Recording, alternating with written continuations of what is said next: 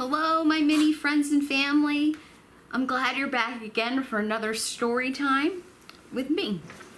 Tonight, our story from the land of Barely There is called Gossamer.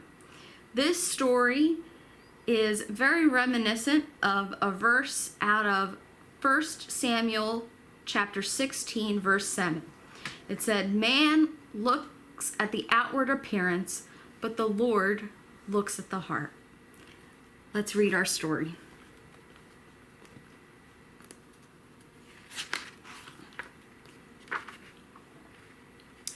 Farther than far, and to the very edge of the horizon, was a path bordered in snow-covered lacy fern. If you walked down that path, following the snow steps of creatures who went before you, you would find a land called Barely There. Barely There, a crystal, snowy land filled with the magic and delight of winter's white drape. Hardy shoots of green are beginning to pop up through the snow of winter past, and the air is full of the promise of spring. The paths, well worn by winter, show traces of fallen leaves blended with yellowed wintered grasses. All of this would have been a dismal scene had it not been for the frost and snow, a gentle winter glaze. Trees that had lost their foliage were painted in crystal colors of ice and blue. Most of the creatures of Barely There, the bears and others of their kind, had long since filled their bellies with good things to eat, put on their nightshirts, and had fallen fast asleep. But this was winter in the land of Barely There, a magical place indeed. Instead of being sad at the loss of summer's life, most of the forest creatures were glad, and they relished the gentle bite of winter's touch, for in winter's dying came the promise of spring's rebirth. There lived, in this part of Barely There, a winter weasel called Pratina. She was the prettiest creature in the land of Barely There, or at least she thought so. Her coat was velvet white with bits of purple that tipped her royal fur. Her nose was pink and pert and sniffed the gentle breeze for a whiff of perfume that might signal the coming of spring. Her ebony eyes gazed into the morning mist, searching for a bit of this or a bit of that to reflect her beauty. For you see, Pratina liked to compare herself to all the animals in the land of Barely There. Dashing here and there, she searched for another creature that might be as pretty as she.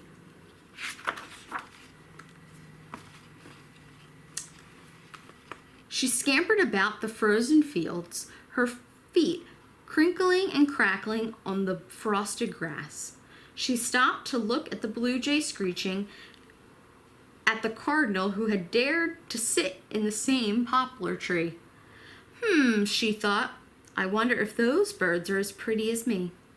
She looked, and then like tinkling ice, her laughter rang throughout the meadow. Oh no, those birds aren't nearly as pretty as me. Then she skittered, looking for someone or something that could reflect her beauty.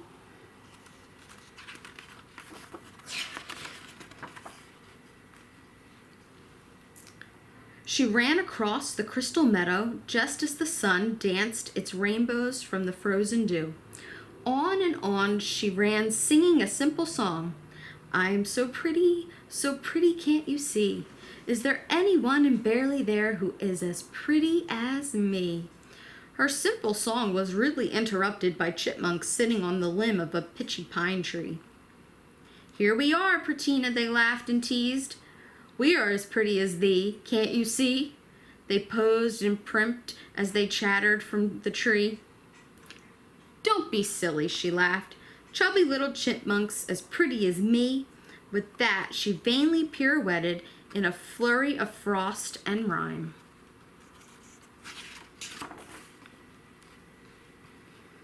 Pratina hadn't gone very far when she came upon some bunnies rooting about in the snow, looking for hidden winter carrots.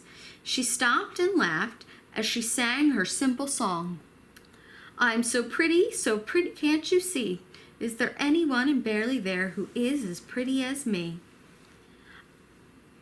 I know where there is someone as pretty as thee, said one of the rabbits as he crunched and munched on a bunch of carrots. As pretty as me? She asked in horror. Where is there someone as pretty as me? The rabbit continued his munching and slyly said, Go to Mirror Lake, and there, just at the water's edge, you will find someone as pretty as thee. Best be careful, for the ice is as thin as your vanity. Pratina, not listening to his warning, cried, It's a lie! There can be no one as pretty as me.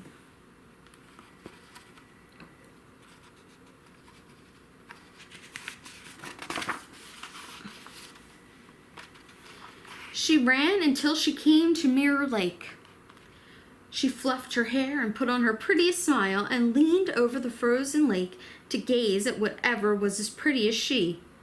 There she saw the blurry outline of a winter weasel, all white and furry bright. Bettina shook her head in fear and fright. Oh no, it is a creature as pretty as me. She began to run across the ice, but no matter how far she ran, whenever she looked down, she could see the ghosted reflection of another creature just as pretty as she.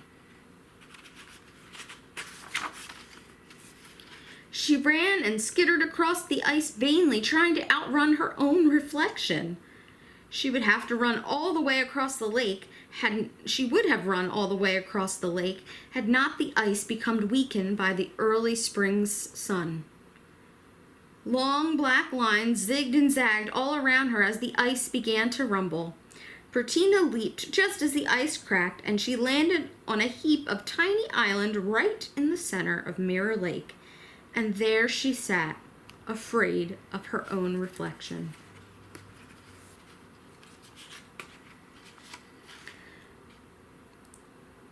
She would have been there until this very day if there not had come a fluttering in the sky. Flipping and flapping with rag-tag wings flew a very old and tattered butterfly. Is there someone there? He said as he floated by. A little winter weasel looked about and said, I am here, old butterfly. Who are you? With his torn wings flopping, he dropped with a bump to the island. I am called Gossamer, he said in an old weathered voice.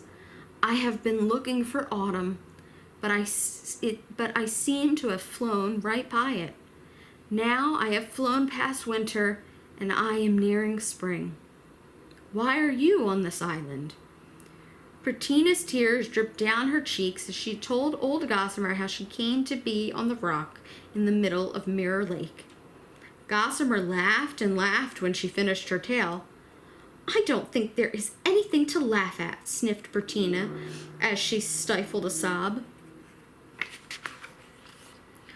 Oh, my dear little weasel, I am not laughing at you, but at the remembrance of another story. Listen as I tell you. Once there was the most beautiful butterfly in all the land of Barely There. At first he didn't know he was beautiful, but one day he happened to fly over the sparkling creek. He looked down and saw the most beautiful creature he had ever seen. It was then that the butterfly realized he was looking at his mirrored image. So enamored he was that from that day forward he looked most everywhere to see his own reflection. Gossamer paused as he wiped his eyes with his tattered wings. He was so much in love with his own image that he hated to see the sunset, for at night there was little to no reflection. One night he was flying high above the clouds. He looked below and saw a flash and a spark, knowing for certain there was light. Where there was light, there was reflection, and he dove hungrily towards the source, but his butterfly body twisted and turned as he recklessly flew downward. The silly butterfly saw a bit of his image cast in a tiny broken mirror, but it was too late. He had realized that the sparkling light was a candle's flame, and he arched back as he reached for the wind with all his strength, but he was too close. The flickering flame burnt and singed his beautiful wings, and the heat had blinded his eyes forever. "Oh, I am so sorry," said Pratina, her heart filled with pity as she realized that Gossamer was telling his own story. The old butterfly fluttered his wings and gently sat down on the winter weasel's nose. He chuckled. "Sorry? You feel sorry for me? No, my little Pratina. I feel sorry for you. It is true that I was blinded by the flame because of my vanity.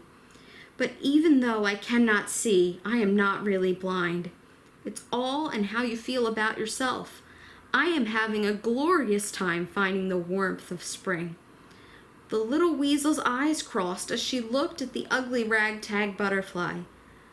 Suddenly, it dawned on her that in comparison, he was far more beautiful than she. Though he may have appeared ugly on the outside because of his burnt and tattered wings, on the inside he was filled with love, and his beauty, as beauty must, glowed from deep within. With Gossamer fluttering beside her, the humbled wintered weasel carefully crossed the icy mirror lake and guided her blind but beautiful butterfly back to spring and to the land of Barely There. There they live to this very day, telling all creatures in the land that outward beauty can be enjoyed only when inward beauty is present. The end. I hope you enjoyed our story, and I hope to see you again next week. Bye.